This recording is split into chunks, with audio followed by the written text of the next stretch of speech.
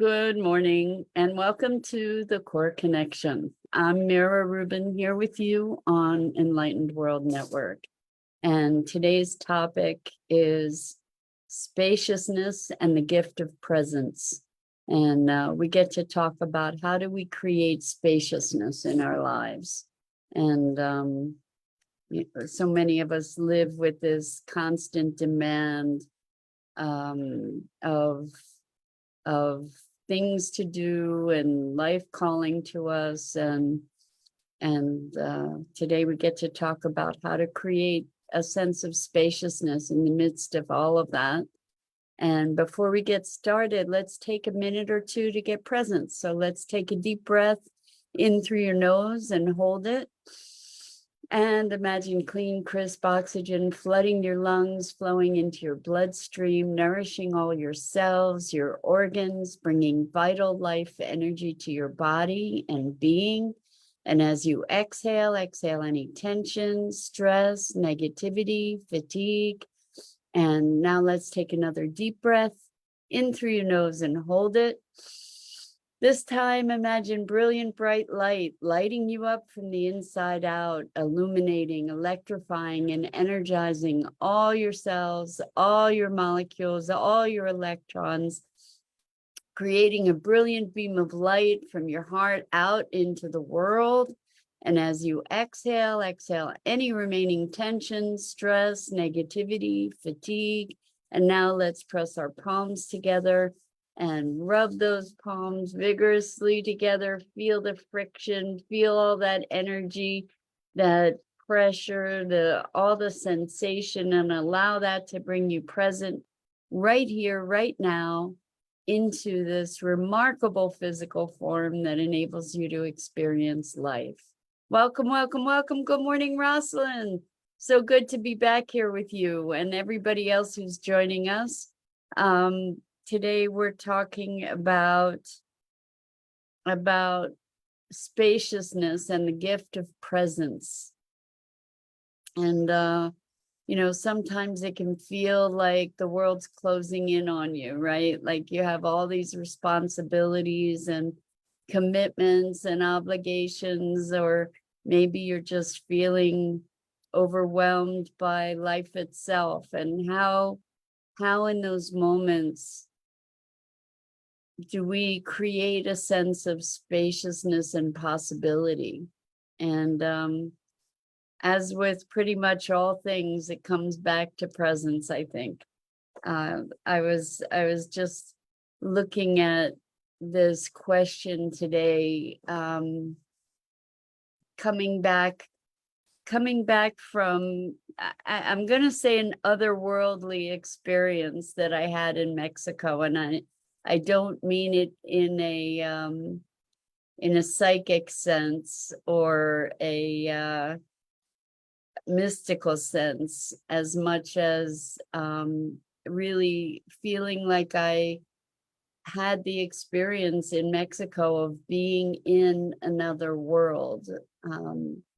It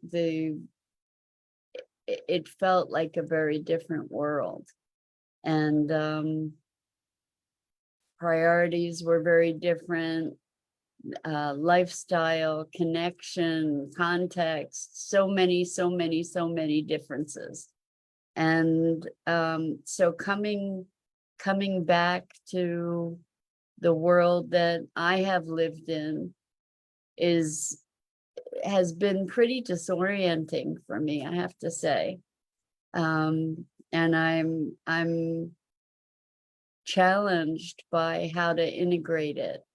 It's like trying to reconcile two different dimensions of being, and I'm not entirely certain how to do that. And so I was looking at, well, how do I create space for myself? How do I create this sense of spaciousness, that gives me the room to be able to reorient? And what what came up in response to that inquiry was, of course, presence, right? Isn't it all about presence all the time anyway? And so what does presence mean? Particularly in the context of spaciousness. And for me, it means allowing for really opening myself to receiving the sensations of being here, you know, to connect to my sensual experience, you know, to be drinking in the beauty, to be being present to what's here in this moment. And that actually expands. So Rosalind says, putting old wine into new skin, not working. Yeah, exactly. I think that kind of covers it, you know, like you can't unsee what you've seen, right? Once something change works on us on all different levels, right? And there are some experiences that change us, but through which we are changed. And then the question is, how do we cultivate that new skin? And or how do we allow that new skin to move from its very, very delicate, tender beginnings into a skin that has enough resilience to weather the variations of change and the weather, so to speak, you know. So yeah, presence is kind of the place that it all comes back to, right? That what does presence mean? Presence brings us back into being able to have an exchange, to be receiving, to be responsive, to be aware, you know, to be in the moment. So this place of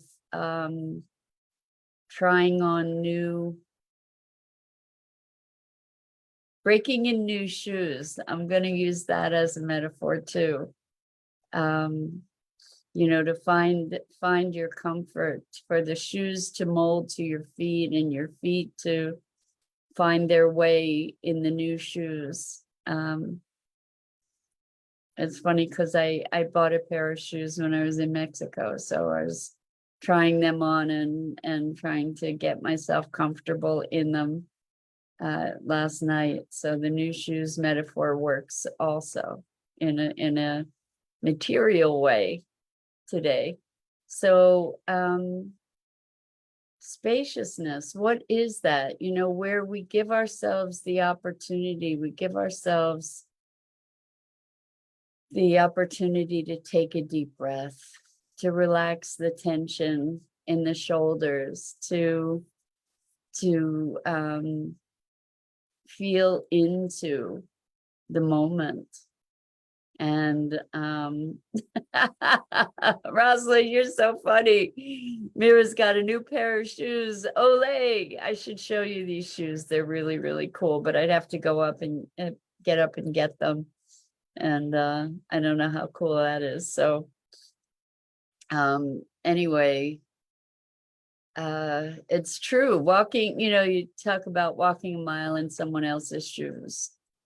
and walking a mile in our new shoes, to try on what is this this newness, what is the nature of it? It's unfamiliar. What is it? How do we wrap ourselves around it? How do we wrap it around ourselves? So, by the way, guys, if you're writing comments and I'm not responding, it's because I don't see them.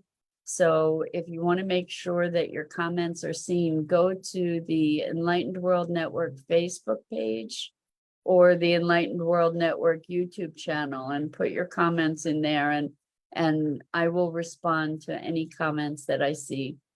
So, yeah, this whole notion of spaciousness, to give ourselves space to expand and grow and change. We can approach spaciousness really by setting ourselves up physiologically, by taking a deep breath, by being aware of and releasing any tension in our shoulders, in our bodies, in our jaw, perhaps, at the back of your neck, to presence yourself to your physicalness and to allow for a physical release and relaxation. That's one way that we can begin to open up our spaciousness. And why bother? What advantage do we have when we connect to our spaciousness? Hello, good morning, Elaine. Beautiful now to you too. Welcome. We're talking about spaciousness and presence, and how really that awareness, the presence, the willingness to entertain spaciousness creates a place where we have a greater opportunity for integration, for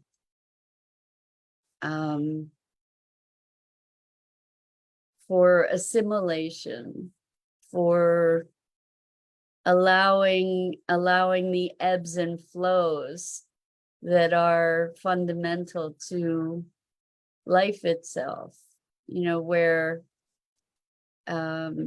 there's this energy exchange with even with ourselves and our environment, just being present,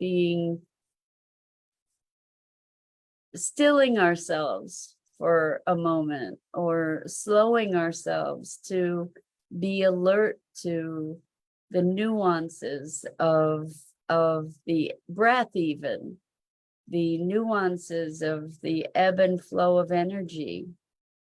And excuse me, being aware of what's going on in our bodies and allowing the slowing of that pace also can be expanding our spaciousness, right? And within that spaciousness, then what? Then there's room for new possibility. There's room for new awareness, and maybe the slowing down of whatever mental machinations might have been going on. What I notice is when I'm feeling constricted, it's often because my mind is racing and I'm falling into certain looped patterns of being. And the spaciousness occurs when we can allow ourselves to let go of the urgency of so many demands that in fact are not truly urgent. It's easy in Hello, Jenny. Welcome. So good to have you here with us. It's great to be here with you. We're talking about spaciousness and presence, and how spaciousness is its own gift, actually. When we can be easily becoming overwhelmed with all the concerns and the to-dos and the demands of daily living, the things that we tend to prioritize without being fully aware of whether they're really important or not. It's easy to get swept up in the doingness of any moment. And the spaciousness, I guess, if I'm to think a bit more deeply about it, is really just connecting to the beingness. When we allow ourselves to be, there's an inherent spaciousness in that alone. So Rosalind says, in the spaciousness with the added notion of no judgment, in the calmness or stillness, yes, the urgency falls away. Perhaps the attention to attachment lessens. I think that that's exactly the dynamic that occurs, Rosalind, and that's a gift that we can give ourselves in any moment, is to in that presence release the judgment, release the urgency, to just being present, to be present to our breath, to be present to our body. Then the spaciousness just expands to allow us a greater context from which to evaluate those priorities that we were setting with an automation or an automaticness, that or an unexamined predilection that we can then reassess. So Elaine says, enjoy the present now, all, as you perceive the presence now. Love. I love it. Thank you, Elaine. So yeah, as we presence ourselves to the present, there's a profound spaciousness that just moves from that space. And that spaciousness gives us an opportunity. Good morning, Gia. So good to have you here with us this morning. Welcome. We are talking about the gift of spaciousness and presence, and how when we need, like I notice for myself, I've been needing integration time, to be finding some a new balance. And what arose for me is the ability to connect in a deeper way. So Jenny, wow. Jenny says, my rental car was stolen yesterday, and I feel overwhelmed and I feel vulnerable and stranded. The economic collapse has me feeling urgently wanting to get to Wyoming with my family to feel safe. Jenny, it sounds pretty intense. I'm sorry that you're experiencing such really big upheaval. If it was a rental car, I'm hoping that it was covered and that perhaps you can get another rental car. I hope that you're okay, besides being shaken up, obviously, but I hope that you're okay. So I think,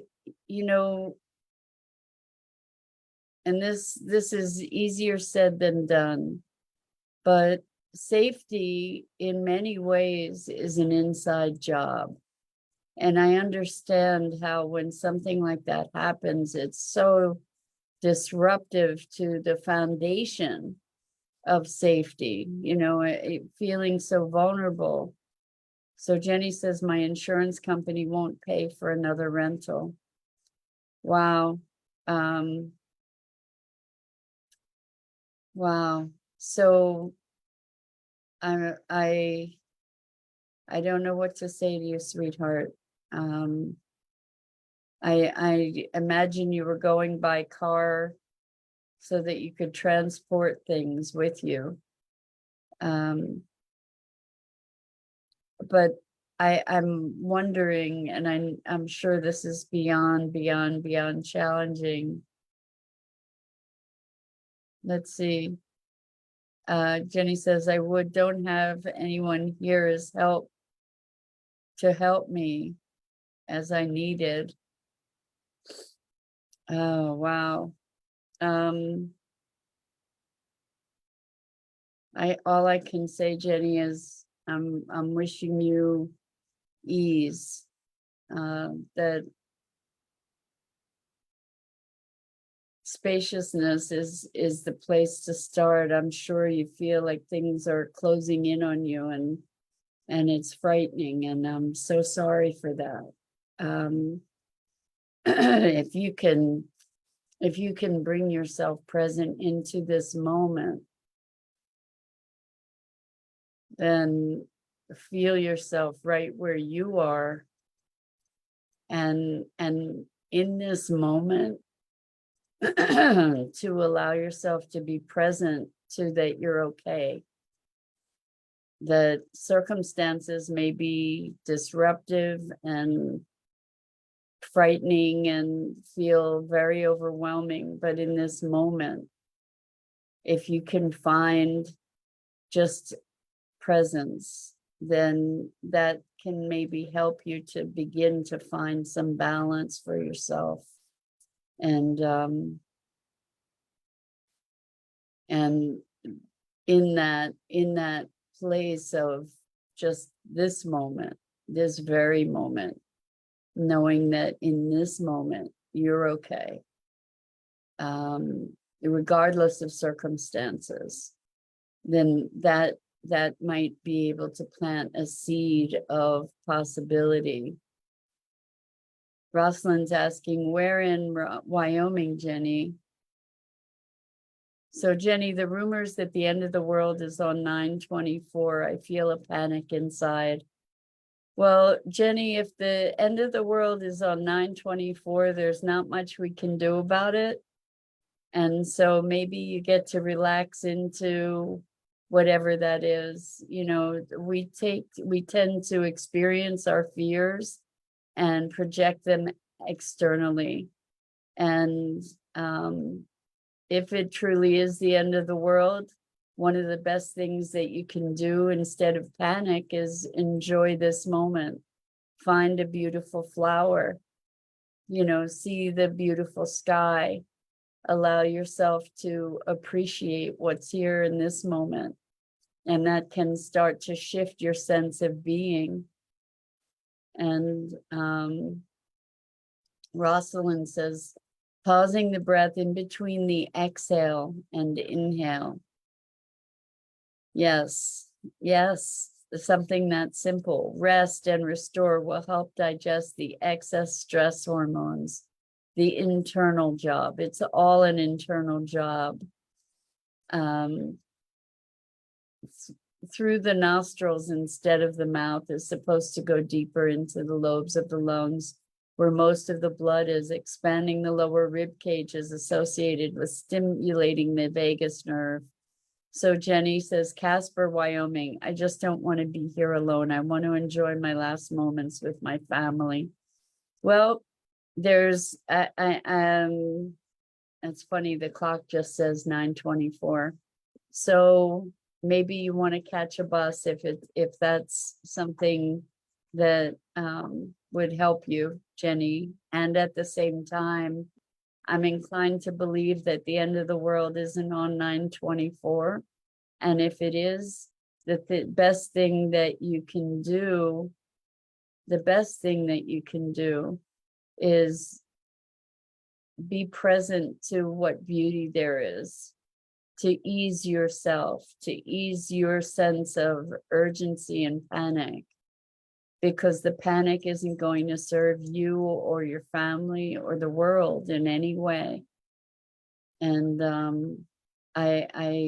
I know it sounds counterintuitive, you know, in the face of emergency, to slow down and calm down and quiet yourself.